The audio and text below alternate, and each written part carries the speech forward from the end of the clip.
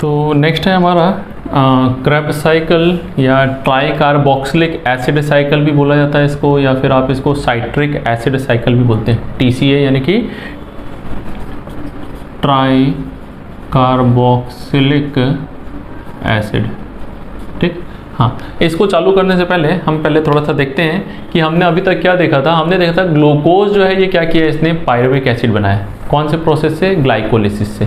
अब मान लीजिए ऑक्सीजन सफिशिएंट है, तो ऑक्सीजन के प्रेजेंस में जो है ये क्या होता है, ये पायरुविक एसिड जो है इसको क्या करते हैं, तो देखिए हमारे सेल के अंदर मैं बात कर रहा हूँ, यानी यूकैरियोटिक सेल के अंदर, इन सेल के अंदर में ग्लूकोज से पायरुविक एसिड कहाँ पर बन रहा था, तो ये जो प्रोसेस है ये आपकी चल रही थी साइटोसोल के अंदर, यानी कि साइटोप्लाज्म के अंदर। अब साइटोप्लाज्म से इस पायरुविक एसिड को क्या किया जाता है, आगे की यानी ऑक्सीजन अगर होगा तो इसको कहाँ भेज दिया जाएगा, माइटोकॉन्ड्रिया के अंदर। ठीक, अगर हम बैक्टीरिया की बात करते हैं तो बैक्टीरिया के अंदर चूंकि क्या है, माइटोकॉन्ड्रिया वगैरह कोई भी ऑर्गेनल्स होते ही नहीं, कोई भी कोशिकांग नहीं मिलते हैं। ठीक, तो अब कोई ऑर्गेनल्स है ही नहीं, तो ये क्या होगा, तो सारा का सारा प्रोसेस जो है यानी कि ग्लूकोज से आपका जो है पायरुविक एसिड और पायरुविक एसिड से आगे जो भी होगा आपका कन्वर्जन, वो सब की सब जो है कहां पर चल रहा है, वो साइटोप्लाज्म के अंदर ही चल रहा है। ठीक, तो यहां पर सब कुछ साइटोप्लाज्म में है, यहां पर पहले पायरुविक एसिड तक साइटोप्लाज्म, उसके बाद में जो है किसमें चला गया, ये माइटोकॉन्ड्रिया में। माइटोकॉन्ड्रिया के मैट्रिक्स के अंदर में सबसे यानी कि पूरा जो आपका यहां से दिख रहा है, ये जो है पायरुविक एसिड से ये पूरा का पूरा जो है प्रोसेस कहां चल रहा है, माइटोकॉन्ड्रिया के अंदर चल रहा है। ठीक, हाँ, अभी सबसे पहला स्टेप जो है यहाँ पर जो होता है वो क्या होता है, तो यहाँ पायरुविक एसिड जो है इसको क्या किया जाता है, आपका ऑक्सीडाइज होता है ये किसमें, एसिटिल कोएंजाइम ए में। किसमें हुआ, एसिटिल कोएंजाइम ए के अंदर में आपका क्या हो रहा है, कन्वर्ट होता है। ठीक, अब एसिटिल कोएंजाइम ए जब ये बनता है तो बनते समय क्या है, यहां पर एक कार्बन डाइऑक्साइड निकल जाती है। यानी अगर मैं बात करूं पायरुविक एसिड की, तो पायरुविक एसिड कितने कार्बन है, तो ये आपका 3 कार्बन है, तो एसिटिल कोएंजाइम ए कितना होगा, 2 कार्बन का, एक निकल गया ना। ठीक है, और ये जो प्रोसेस है, इस प्रोसेस में क्या होता है, आपका एक NADH2 भी बनता है, यानी यहां पर H+ निकला और ये H+ जो है किसके साथ जुड़ गया, NAD+ के साथ जुड़ के NADH2 का फॉर्मेशन कर दिया। ठीक, अब देखो NADH2 यूज हो रहा है तो हम क्या बोलेंगे, डिहाइड्रोजिनेस, कार्बन डाइऑक्साइड निकल रहा है तो डी कार्बोक्सिलेज, तो ये कौन सा एंजाइम यूज होगा, पायरुवेट डिहाइड्रोजिनेस। आप डायरेक्ट यही लिखो या डी कार्बोक्सिलेज भी करके आप इसको मेंशन कर सकते हैं। तो पायरुविक एसिड से एसिटिल कोएंजाइम ए का बनना, तो ये ग्लाइकोलिसिस को और क्रेब साइकिल को जोड़ने वाली स्टेप है, इसको हम क्या बोलते हैं, लिंक रिएक्शन बोलते हैं या इंटरमीडिएट साइकिल, बीच की साइकिल है। ठीक, यानी यहां पर जो हो रहा है, क्या हो रहा है, बीच का एक स्टेप है जो क्या कर रहा है, पायरुविक एसिड और एसिटिल कोएंजाइम में बन के क्या हो रहा है, ये आपका इसको और ऊपर वाली साइकिल को जोड़ने का काम कर रहा है। ठीक, तो अब एसिटिल कोएंजाइम ए बन गया। अब इस एसिटिल कोएंजाइम ए का क्या होगा, तो एसिटिल कोएंजाइम ए जो है ये क्या होता है, ये सबसे पहले आपका यहां पर एक कंपाउंड होता है ऑक्सैलो एसीटेट या ऑक्सैलो एसिटिक एसिड। ठीक, ये जो है कितने कार्बन का है, 4 कार्बन का कंपाउंड, और यहां पर कितने कार्बन है, 2 कार्बन, तो 4 और 2 6 कार्बन का यहां पर क्या होता है, सबसे पहला कंपाउंड बनता है जो स्टेबल कंपाउंड है, जिसको हम क्या बोलते हैं, साइट्रेट। क्या बोलते हैं, साइट्रेट, या इसी को आप क्या बोलते हो, ट्राई कार्बोक्सिलिक एसिड। इसमें 3 कार्बोक्सिलिक एसिड है, COOH COOH COH। ठीक है, तो ये जो है आपका जैसे ये COOH COOH COOH। ठीक है, तो ये ट्राई कार्बोक्सिलिक एसिड है, फर्स्ट स्टेबल कंपाउंड है, इसीलिए इसका नाम क्या पड़ा, ट्राई कार्बोक्सिलिक एसिड साइकिल या TCA साइकिल। ठीक, दूसरा साइट्रिक एसिड साइकिल भी बोला जाता है, क्योंकि यहां पर क्या है, पहला जो कंपाउंड है साइट्रिक एसिड बन रहा है, ये क्या है, साइट्रेट जो है या साइट्रिक एसिड है। देखो बताया ना आपको, H+ निकल जाए तो साइट्रेट और H जुड़ जाए तो साइट्रिक एसिड हो जाएगा। ठीक, तो ये साइट्रिक एसिड साइकिल, क्योंकि पहला कंपाउंड क्या बन रहा है, साइट्रिक एसिड। इसी को क्रेब साइकिल बोलते हैं। तो सर ये क्रेब कहां से आ गया, तो भाई क्रेब जो है ये क्या है, साइंटिस्ट है जिसने क्या किया था, इस पूरी साइकिल की खोज की थी, बताया था कि कैसे आपका ये जो है रिएक्शन एक के बाद एक स्टेप में चलता है। ठीक। हाँ, तो यहाँ पर जो है इन दोनों के यहाँ पर कॉम्बिनेशन से पहला कंपाउंड जो बना, क्या बना, साइट्रेट बना। अब ये साइट्रेट जो है ये किस में कन्वर्ट होता है, तो ये जो है आपका सिस एकोनिटेज में कन्वर्ट होता है। और ये सिस एकोनिटेज जो है ये कैसा है, ये टेम्पररी या इंटरमीडिएट होता है, ये अनस्टेबल होता है बहुत, ठीक है। और ये तुरंत किस में कन्वर्ट हो जाता है, आइसोसाइट्रेट के अंदर में, किसमें, आइसोसाइट्रेट में कन्वर्ट हो गया। अब आइसोसाइट्रेट आपका यहां पर क्या करता है, ऑक्सैलोसक्सिनेट में कन्वर्ट हुआ। किसके अंदर में, ऑक्सैलोसक्सिनेट के अंदर में कन्वर्ट हुआ। और ये ऑक्सैलोसक्सिनेट अल्फा कीटोग्लूटारेट के अंदर में क्या होता है, कन्वर्ट हो जाता है, ठीक। हाँ, अल्फा कीटोग्लूटारेट सक्सिनिल कोएंजाइम में कन्वर्ट हुआ। सक्सिनिल कोएंजाइम में सक्सिनिक एसिड, एसिड में से H+ निकाल दिया तो सक्सिनेट, सक्सिनेट जो है ये फ्यूमारेट में, फ्यूमारेट जो है मैलेट में, मैलेट जो है ऑक्सैलो एसिटेट, ठीक, OAA भी बोलते हैं इसको, ऑक्सैलो एसिटिक एसिड। तो ये वापस से क्या हुआ, बन गया। फिर से ये एसिटिल कोएंजाइम के साथ करके क्या करेगा, सिंस ये साइकिल है, चक्र चल रहा है, तो यहां पर जो है इसको हम क्या बोलते हैं, क्रेब्स साइकिल बोलते हैं, ठीक। हाँ, अब क्रेब्स साइकिल को याद करना है तो सर याद कैसे करें, तो देखिए यहां पर हम जो है इसको याद करने के लिए एक बच्चे को जैसे याद करते हैं, जैसे क्या है, किसी बच्चे को अगर टॉयलेट आ जाती है, कैसे है, पार्टी में गए हैं अच्छा मम्मी के साथ, और धीरे से क्या होता है, सुसु आ जाती है, तो ये बच्चा जो है डायरेक्ट मम्मी को नहीं बोलता, कैसे बुलाता है, कैसे बुलाता है, और फिर धीरे से क्या बोलेगा, आई, क्या, आई। हाँ, मम्मी भी क्या है, समझ जाती है, एक ही बार में है, मम्मी पापा ना इन लोग समझ जाते हैं बच्चे को आई मतलब क्या, आई, ठीक। और वो क्या बोलेगी, ओके, क्या बोलेगी, ओके। फिर किनारे में ले जाके धीरे से खोल के सूसू, क्या, सूसू, और लास्ट में फुमाओ, FU कराओ की जगह क्या बोलना है, फुमाओ। तो हम जो है कैसे बोलेंगे, हाँ जी, सी आई, मम्मी ने बोला ओके, किनारे में ले जाके सू, और फिर धीरे से फुमाओ, है ना। हाँ, तो यहाँ पर साइट्रेट, सिस एकोनिटेज, आइसोसाइट्रेट, ऑक्सैलोसक्सिनेट, यहाँ जो है ये याद रखिएगा, ये वाला O जो है क्या है, ऑक्सैलोसक्सिनेट है, ये K मतलब अल्फा कीटोग्लूटारेट, फिर सक्सिनिल कोएंजाइम A और सक्सिनिल या फिर सक्सिनेट या फिर succinic acid, fumaric acid, malic acid और OAA, ठीक है। हाँ, तो ये जो है ऑक्सैलो एसिटिक एसिड। तो इस प्रकार से हम जो है पूरे नाम तो ये याद रख लिए, ये तो याद हो गया ना, CCI, ओके, सुसु, फुमाओ, C citrate, cis aconitase, cis isocitrate, oxalosuccinate, alpha ketoglutarate, succinyl coenzyme A, succinate, fumarate, malate, oxalo acetic, ठीक। हाँ, अब यहाँ पर कुछ चीज़ें और हैं जो हमको देखना है। देखिए, पहला जो रिएक्शन होता है इसमें क्या होता है, H2O यूज होता है, ये हाइड्रोलिटिक आपका रिएक्शन है,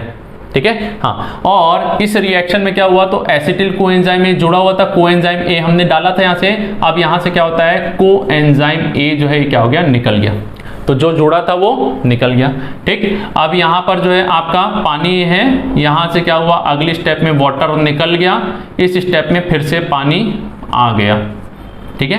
हाँ, पानी के बाद में आइसोसाइट्रेट से ऑक्सैलोसक्सिनेट जो रहता है, यहाँ पर जो है आपका क्या होता है, हाँ जी, एक NADH पहला एनर्जी कंपाउंड बनने वाला स्टेप जो है IO है, ये क्या है, IO के बीच में जहां पर क्या हो रहा है, NADH प्लस H+ का फॉर्मेशन हो रहा है, किससे, NAD+ से।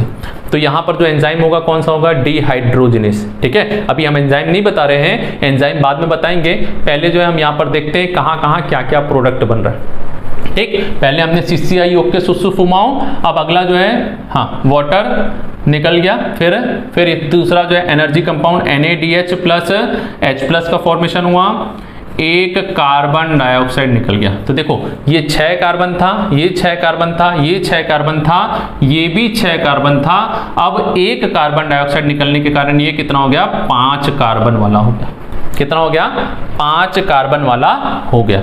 अब इसके बाद में यहां से जो है अगला स्टेप में क्या होता है, तो यहां पर आपका एक बार और एनर्जी कंपाउंड यानी कि बनता है दूसरा NaDH प्लस H प्लस, और इसके साथ में क्या बनता है आपका यहाँ पर जी, एक कार्बन डाइऑक्साइड निकल गया, और यहां पर आपने क्या दिया, सिंस कोएंजाइम ए जुड़ रहा है तो ये क्या हो जाएगा आपका कोएंजाइम ए को लगाना है। देखो ये बिल्कुल ऐसे ही है। इस स्टेप में देखो CON CO2 निकला NaDH, तो यहां पर भी एंजाइम कौन सा है, डिहाइड्रोजिनेस डी कार्बोक्सिलेज एंजाइम है। ठीक है, बिल्कुल वैसी का वैसी आपको यहां पर याद रखना है। अब देखो एक कार्बन डाइऑक्साइड निकल गया तो सक्सिनिल कोएंजाइम ए के पास कितने कार्बन बचे, तो पहले वाले के पास 5 थे, 5 में से एक गया तो कितना बचा, 4। ठीक, अब इसके बाद में सबके पास 4-4 कार्बन हैं। याद रखो सबके पास कितने हैं, 4-4 हैं, मतलब अब कार्बन डाइऑक्साइड कहीं भी नहीं निकलेगा। ठीक, हाँ, तो यहां पर देखिए कार्बन डाइऑक्साइड कितनी जगह निकला, 1, 2 और 3 जगह कार्बन डाइऑक्साइड निकला। तो एक ग्लूकोज में देखो जब आपका ग्लाइकोलिसिस हुआ था तो कहीं भी कार्बन डाइऑक्साइड नहीं निकला था, एक भी कार्बन डाइऑक्साइड नहीं निकला।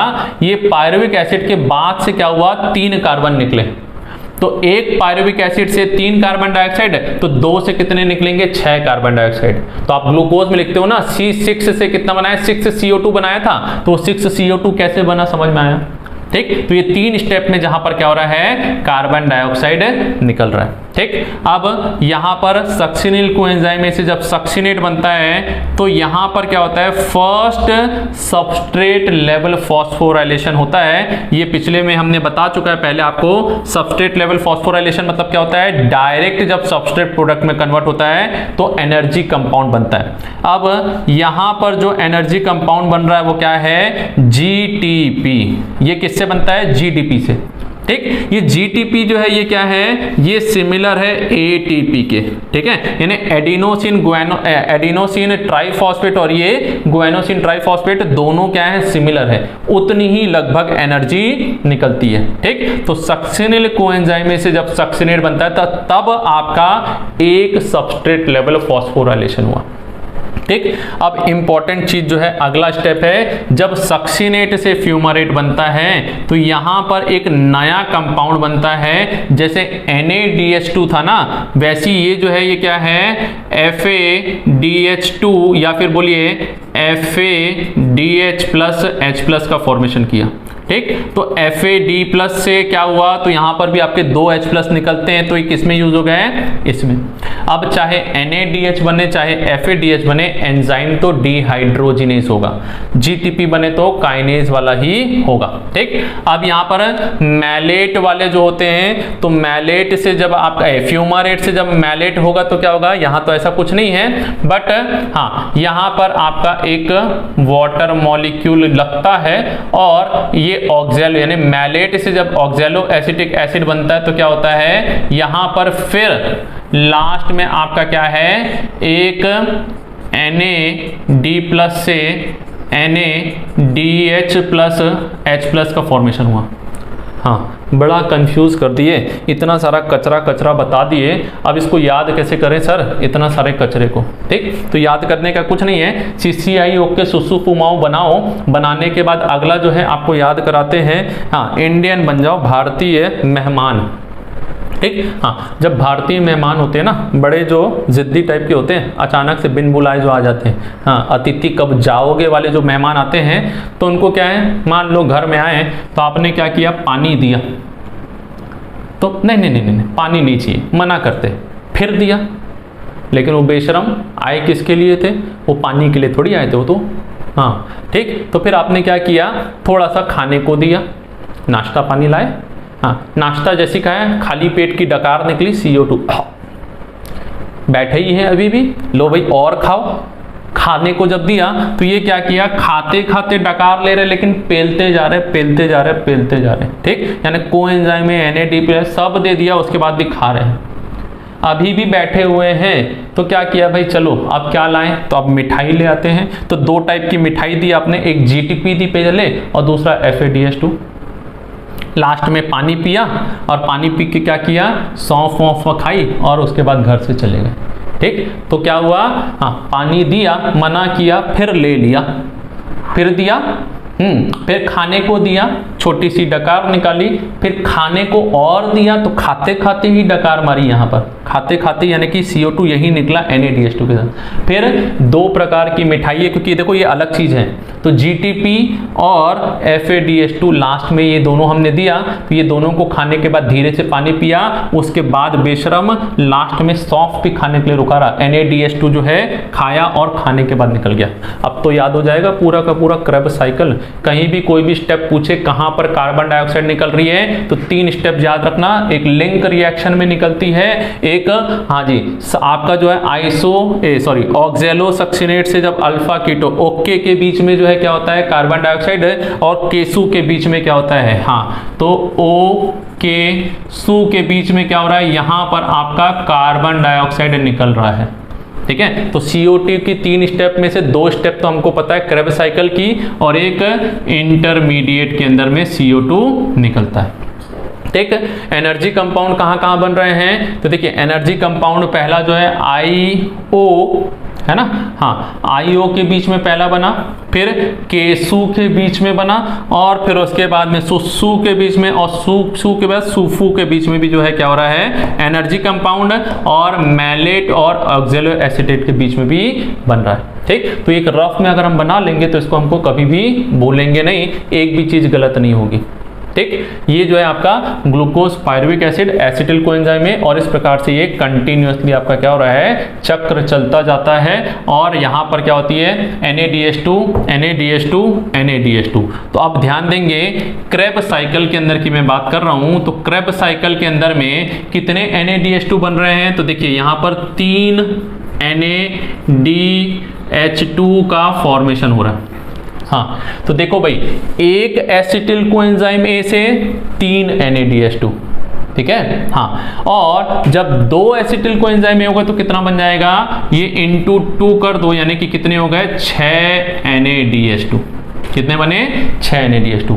अब एक से अगर आपको 3 ATP मिल रहा है, एक NaDH2 कितना ATP बना रहा है 3 ATP बना रहा है, तो यहां पर जो है आपका कितना ATP बनेगा, तो यहां पर जो है आपका 6 तिया 18 ATP का फॉर्मेशन होगा। तो NaDH2 से कितने ATP बन गए 18। अब डायरेक्ट जो है आपका ATP कितना बन रहा है, तो देखिए डायरेक्ट ATP सक्सिनिल से कोएंजाइम A जब हुआ था तब 1 ATP। ठीक, तो एक GTP लिख लो, ATP लिख लो, तो एक GTP एक एसिटिल कोएंजाइम से। अब साइकिल कितनी बार चलेगी, 2 बार चलेगी, क्योंकि हमारे पास 2 है, तो ये कितने GTP बने, ये आपका 2 ATP हम बोल सकते हैं जो क्या हो रहा है बन रहा है, या 2 GTP। ठीक, तो 18 2। अब एक और चीज जो है आपकी यहां पर बन रही है FADH2। जैसे हमने क्या बोला, एक NaDH2 जो है ये क्या करता है, ये आपका 3 ATP बनाता है, वैसे एक FADH2 जो है कितना ATP बनाता है, ये 2 ATP बनाता है। ठीक है, यानी इसके पास स्टोर्ड एनर्जी कितनी है 2 है।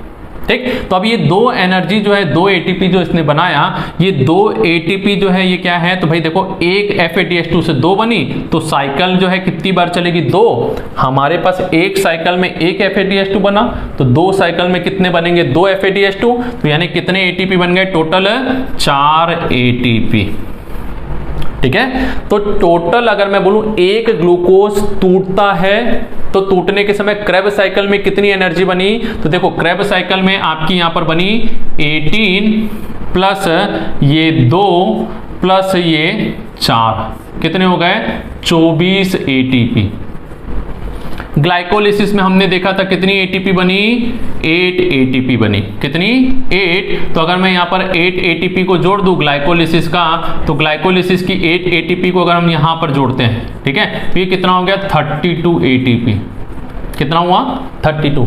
हाँ सर 38 की बात कर रहे थे, अभी तो कुछ गड़बड़ है क्या, कैलकुलेशन गड़बड़ की है, नहीं कैलकुलेशन तो बिल्कुल सामने सामने है। ये जो है ग्लाइकोलिसिस की है, ये क्रेब्स साइकिल की है। हाँ एक लीजिए छूट गया ना, ये छूट गया लिंक रिएक्शन। ठीक, तो ये लिंक रिएक्शन के अंदर में क्या है, यहाँ पर एक NaDH2 बनता है।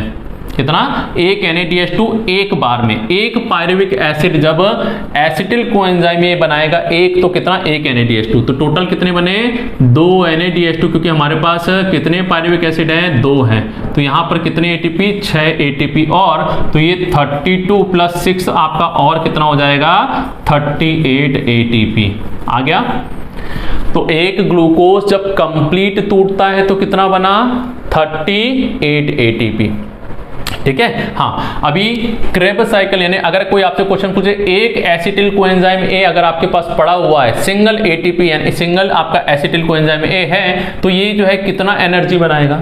तो एसिटिल कोएंजाइम ए कहाँ यूज होता है, ग्लाइकोलिसिस में। ग्लाइकोलिसिस में कितना बन रहा है, 24, 2 एसिटिल से, तो एक से कितना बनेगा, 12। ठीक, यानी कि ये जो है क्या है, तो 3 3 6 और 1 7 8 9 और 3 12, टोटल जो है एक बार में कितना बन रहा है, 12, तो 2 बार में कितना बनेगा, 24। ठीक है। तो ये जो है आपका एनर्जी जो है हम यहाँ पर कैलकुलेशन कर सकते हैं। सर हमने जो है बीच में आपको पिछला बोला था, ये जो है 38 ATP जो है ये किसके अंदर में है, बैक्टीरिया के अंदर में है, हमारे अंदर 36 बनता है। तो 36 कैसे हुआ सर, 2 कहाँ चले गए, तो देखिए यहाँ पर आपका क्या है, देखिए यहाँ पर ग्लूकोज से जब पायरुविक एसिड बना था तो यहाँ पर कितने, 2 NADH2 जो है ये क्या हुए थे, ये आपके साइटोप्लाज्म में बने थे। कितने, 2 NADH2H+। अब ये NADH से आपका ATP फॉर्मेशन कहाँ होता है, माइटोकॉन्ड्रिया के अंदर। कहाँ हो रहा है, माइटोकॉन्ड्रिया के अंदर। तो जो चीज माइटोकॉन्ड्रिया में बन रही वो तो ठीक है, वहीं की वहीं माइटोकॉन्ड्रिया में चली जाएगी, लेकिन ये जो साइटोप्लाज्म में आपके 2 मॉलिक्यूल बने हैं, इनको जब हम क्या करते हैं, यहाँ पर भेजते हैं माइटोकॉन्ड्रिया के अंदर, तो कितनी, 2 ATP और खर्चा होती है। तो इसीलिए 38 में से 2 ATP और कम कर दो तो कितने, टोटल 36 ATP हमारे अंदर हमें एक ग्लूकोज के टूटने से मिल रहा है। ये जो है क्या कहलाता है, शंट कहलाता है। क्या है, शंट है। तो यहां पर जो है ATP आपका यूज हो रहा है NADH को माइटोकॉन्ड्रिया के अंदर भेजने के लिए, क्योंकि ATP डायरेक्ट आपका जो है NADH2 से नहीं बन रहा है, इसको माइटोकॉन्ड्रिया के अंदर आपका तोड़ना पड़ेगा इलेक्ट्रॉन ट्रांसपोर्ट सिस्टम के थ्रू। ठीक है। तो ये जो है आपका यहाँ पर ये कन्वर्ट होता है तो 36 ATP बन गया। ठीक, इंपॉर्टेंट एक और चीज, क्रेब्स साइकिल और इंटरमीडिएट, यहां पर अगर आप पूरा का पूरा देखेंगे तो इस पूरे रिएक्शन के अंदर में आपका कहीं पर भी ATP यूज नहीं हो रहा। ATP का यूज शुरुआत में ही हुआ था और NADH2 को भेजने 2 ही जगह हो रहा है, बाकी पूरी साइकिल में कहीं पर भी ATP का यूज नहीं होता है। ठीक है। लास्ट चीज जो हम इसमें नहीं देखे थे वो था आपका एंजाइम के नाम। देखिए सबसे पहला ऑक्जेलो एसिटिक एसिड से जब आपका ये फॉर्मेशन होता है साइट्रिक एसिड, तो ये साइट्रेट बनाने वाला साइट्रेट सिंथेटेस, एक्वानिटेट बनाने वाला एक्वानिटेज। ठीक है, यानी कि यहाँ पर एक्वानिटेज, और यही एक्वानिटेज जो है ये क्या करता है, आपका आइसोसाइट्रेट बनाता है। तो दोनों जगह जो है क्या हुआ, एक्वानिटेज एंजाइम। अब आइसोसाइट्रेट से ऑक्जेलो बना तो क्या हुआ, डीहाइड्रोजिनेस। तो आइसोसाइट्रेट डीहाइड्रोजिनेस NADH2 बन रहा है ना। ठीक, फिर ऑक्जेलो सक्सिनेट से कार्बन डाइऑक्साइड निकला तो ऑक्जेलो सक्सिनेट डीकार्बोक्सिलेज।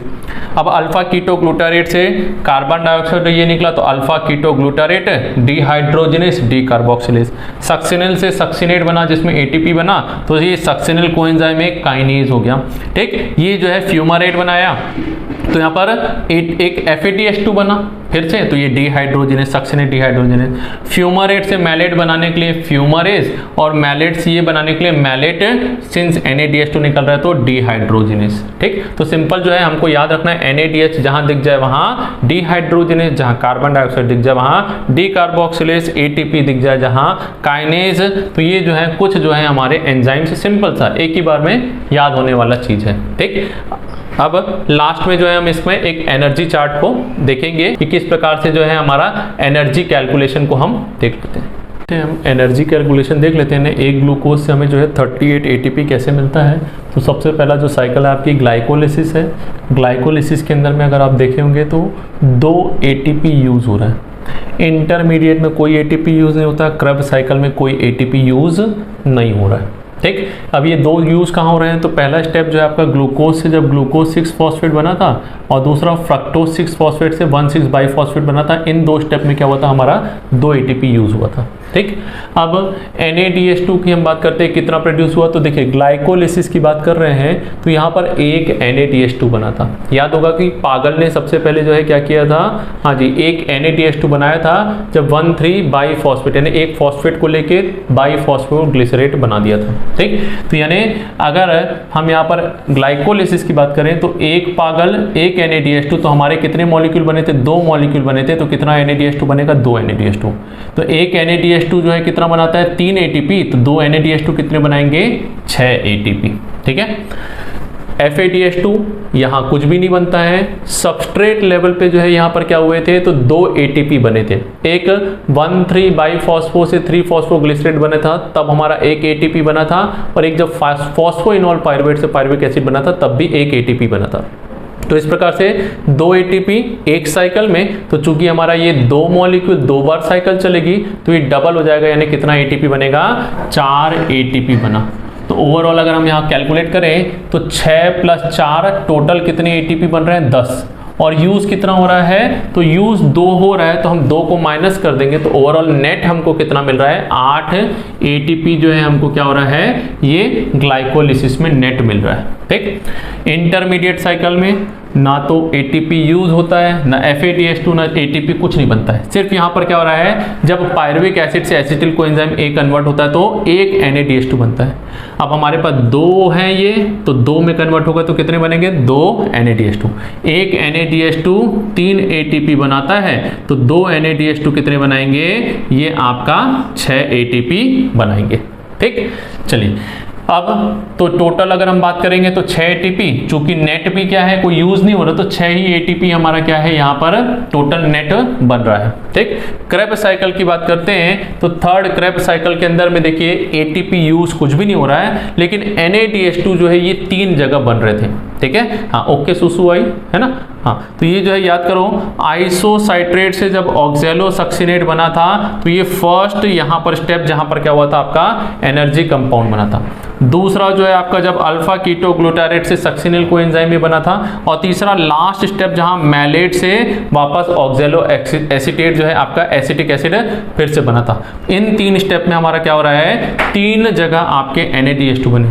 अब साइकिल 2 बार चलेगी तो यानी टोटल कितने बने, 6 NADH2। अब एक NADH2 से 3 ATP, तो ओवरऑल जो है हमारे यहाँ पर कितना ATP बनेगा, 18 ATP बन रहा है। ठीक। यहाँ पर FADH2 हाँ एक मॉलिक्यूल बना था जब सक्सिनेट जो है ये फ्यूमरेट में कन्वर्ट हुआ था तो एक बना था। अब साइकिल 1 बार चलती तो एक FADH2, 2 बार चलेगी तो कितना होगा, 2 FADH2। ठीक। तो यहाँ पर देखिए ये एक FADH2 जो है ये क्या कर रहा है, 2 ATP बना रहा है, तो 2 FADH2 कितना बनाएंगे, 4 ATP। सबस्ट्रेट लेवल पे एक आपका GTP का फॉर्मेशन हुआ था जब सक्सिनिल कोएंजाइम में सक्सिनेट में कन्वर्ट हुआ था, तो ये जो है आपका एक साइकिल में एक, तो 2 साइकिल में कितने हो जाएंगे, 2 GTP। तो जब हम टोटल करते हैं 18 + 4 + 2 जो है ये कितना हो गया, 24। चूंकि यूज कुछ नहीं हुआ तो नेट हमारा जो है ये कितना है, 24 ATP ही है। तो टोटल ATP की अगर मैं बात करूं तो कितना बन रहा है, 40 ATP बन रहा है। लेकिन नेट ATP की बात करूं तो कितना हो रहा है, 38 ATP।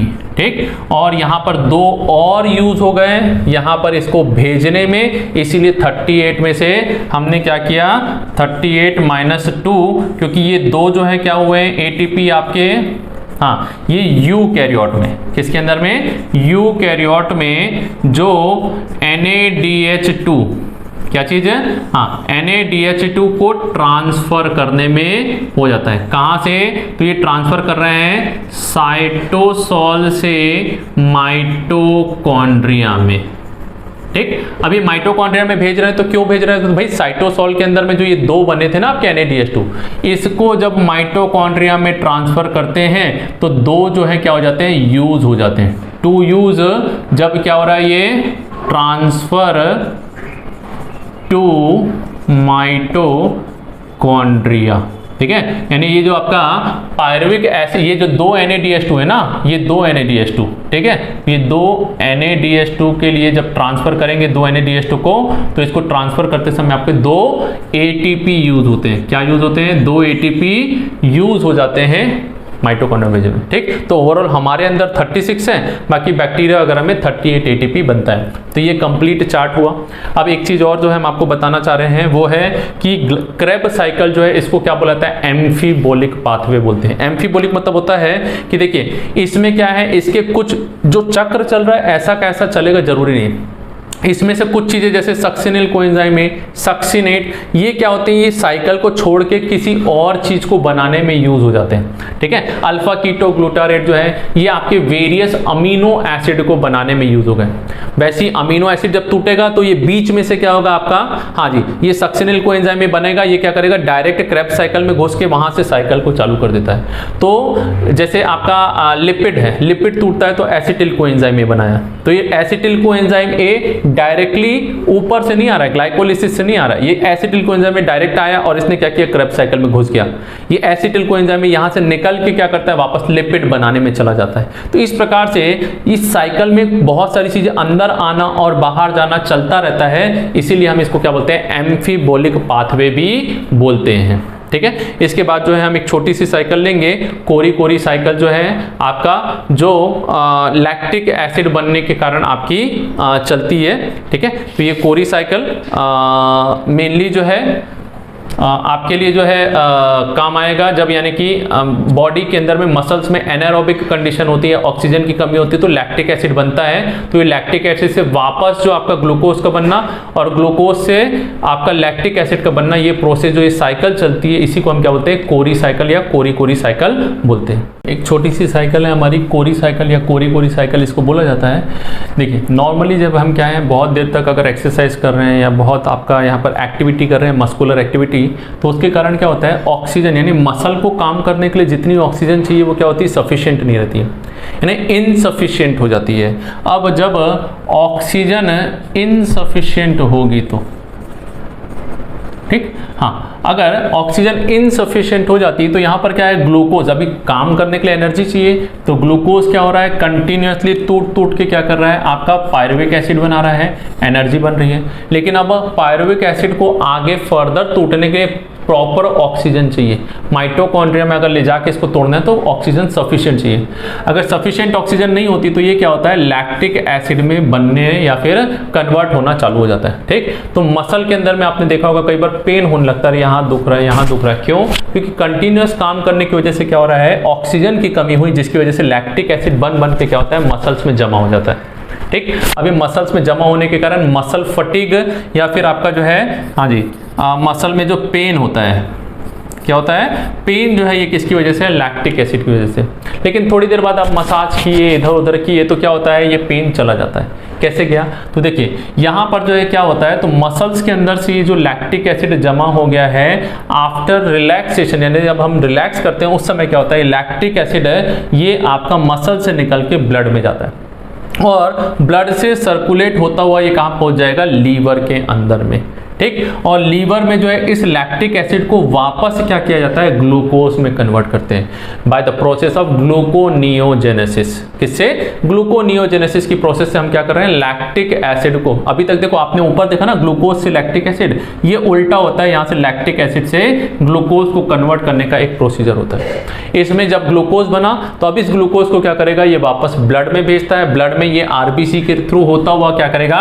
वापस मसल्स में आएगा और ये फिर से टूट के क्या करेगा? एनर्जी बनाने का काम करेगा। तो जब तक ऑक्सीजन रहेगी एनर्जी बनाएगा, नहीं होगा तो फिर से लैक्टिक एसिड, और फिर ये जो है ये साइकिल आपकी muscle, blood that is RBC और लीवर के बीच में क्या होता है? कंटिन्यूअसली चलती रहती है और इसी को हम जो है क्या बोलते हैं? कोरी साइकिल बोलते हैं, ठीक। तो यहाँ पर ये ग्लूकोज मेटाबॉलिज्म जो है हमारा खत्म हुआ। अब इसके बाद में हम ग्लूकोज मेटाबॉलिज्म से रिलेटेड जो है आपके कुछ टेस्ट वगैरह जो है उसको डिस्कस करेंगे। और सेकंड चीज जो है हम यहाँ पर डिस्कस करेंगे कि आपकी जो है मेटाबॉलिज्म रिलेटेड कुछ डिजीजेस जो हैं जैसे डायबिटीज वगैरह, इंटॉलरेंस वगैरह जो है आपके फ्रक्टोज इंटॉलरेंस, इनको जो है हम आगे डिस्कस करेंगे, ठीक है।